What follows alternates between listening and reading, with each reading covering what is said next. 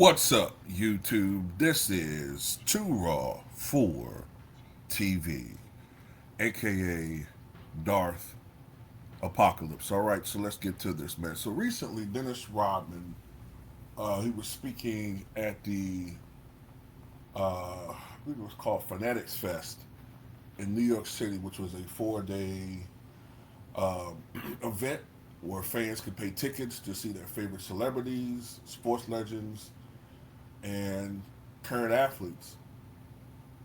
And I think they got signed uh, memorabilia, autographs, and there were Q&A sessions.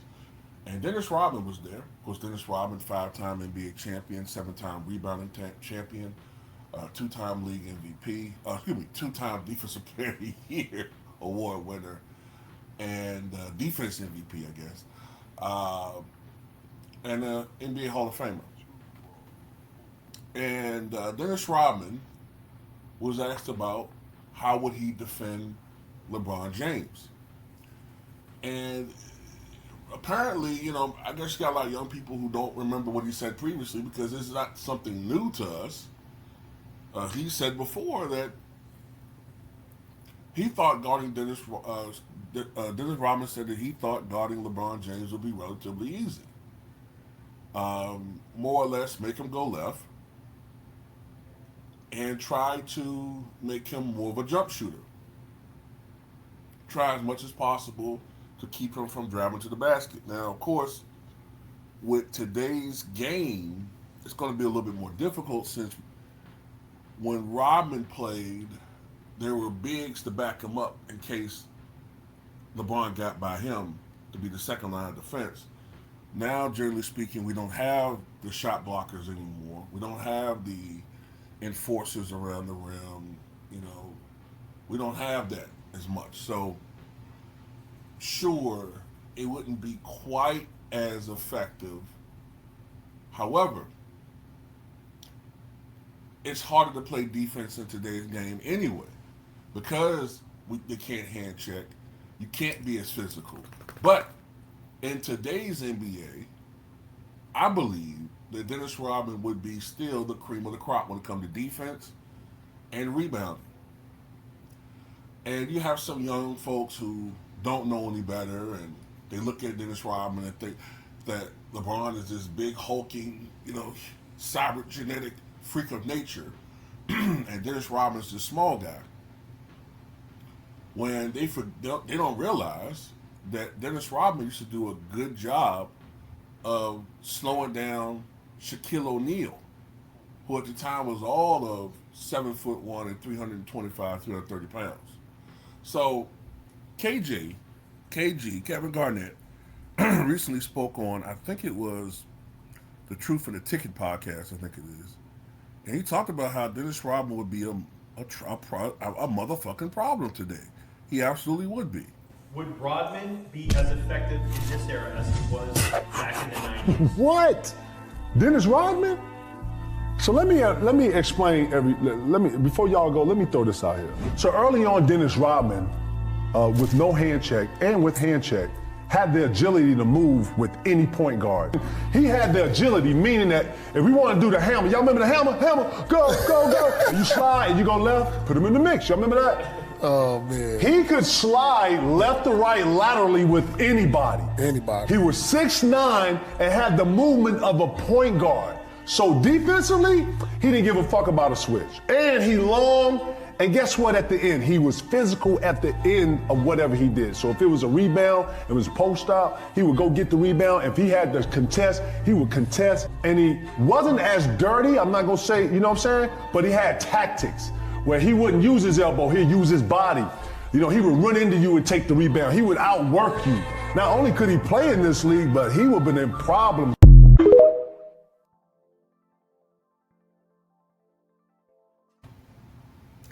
And that's coming from Kevin Garnett, the 2007-2008 Defensive Player of the Year award winner, NBA champion, and for a huge span of that decade, alongside Tim Duncan and Ben Wallace, were considered probably one of the top 3 to 4 defenders in the league.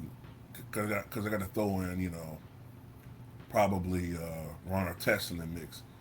Uh, it's a travesty that Ron Artest never won that award, by the way. But this is coming from Kevin Garnett. And I watched Dennis Rodman. And the thing about it is, by his Bulls years, when he was 34, 35, 36, 37, he actually was not the same defender that he had been with the Pistons and the Spurs. He wasn't the same defender. By that point, he was 6'7", 230. And he had lost some of just a little bit of the quickness that he would have needed to guard consistently smaller point guards. But he could still guard, I would say, with the Bulls from 3 to 5. Small forward, power forward, center. But when he was with the Detroit Pistons, he could guard little guards. He had that type of foot speed. I told y'all, he did as good a job one-on-one. People talk about Joe Dumars. People talk about, Gerald Wilkins. People talk about these other guys. John Starks. They all did good jobs, all things considered.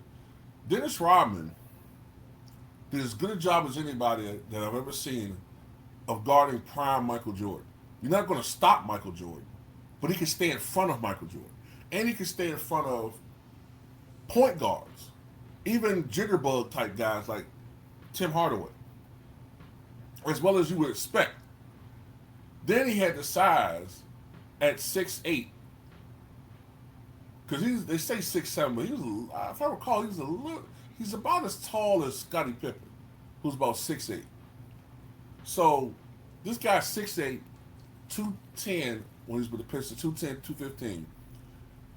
He could guard centers. He had the length, and the thing he really had was the core strength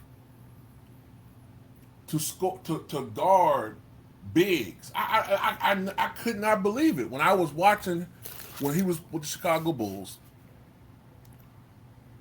He's the only guy I saw when Shaq was trying to post Dennis up. He wasn't backing Dennis up. Like Dennis was like holding his space. Now, of course, Dennis had to use all of his strength to do it. But Dennis could successfully keep Shaq out of the fucking post. He's a fucking problem, bro. So a guy that could hold Shaq to 6 points in the second half after Shaq scored damn near 30 in the first half and consistently contain Shaq, nah, bro. That's a problem right there.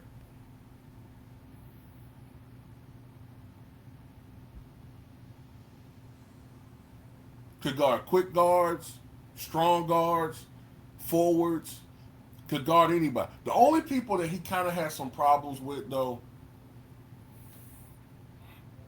are bigs that were kind of, I would say, bigs that kind of a little bit more mobile, like big guys. He kind of had a little trouble with them, like an Anthony Mason. But yeah, he was a problem. Plus, he was a tremendous rebounder, never ran out of energy. Shit talker.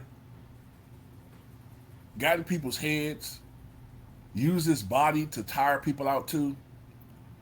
I never forget the job he did psychologically on Alonzo Mourning in the '97 conference finals.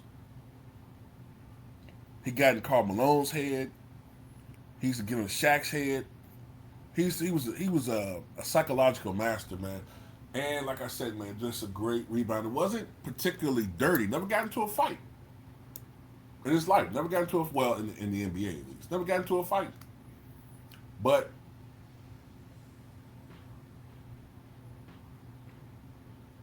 he was probably To this day, he's my second favorite player of all time. I would say behind Michael Jordan. He's my second favorite player of all time. So yeah, Dennis Rodman will be a problem today because these guys, there aren't any bigs. Um, so by today's standards, he would play like a big man. He was a genius when it came to rebounding. One thing I do know is that since there are a lot of threes, there's going to be a lot of long rebounds. So he knows how to position himself to get rebounds. So I think he would still lead the league in rebounding. Matter of fact, since these guys don't play as hard as he did today, he would probably average even more fucking rebounds. As quick and as I just remember like him having the energy like a Energizer bunny, and him being all over the floor. It's like whenever a shot was taken and it was missed, it's like he would be right there fighting for the rebound. I told you guys when he was averaging 15 rebounds a game for the Chicago Bulls, there was still another 7 or 8 to 9 rebounds he was barely missing. Even when he was having games with 25 and 30 rebounds, there was still about 7 or 8 rebounds he was missing, just missing out of his fingertips. And he had this thing where he would tap the ball to himself. Tremendous high basketball IQ, man. One of my favorite players ever. But anyway, tell me what you guys think.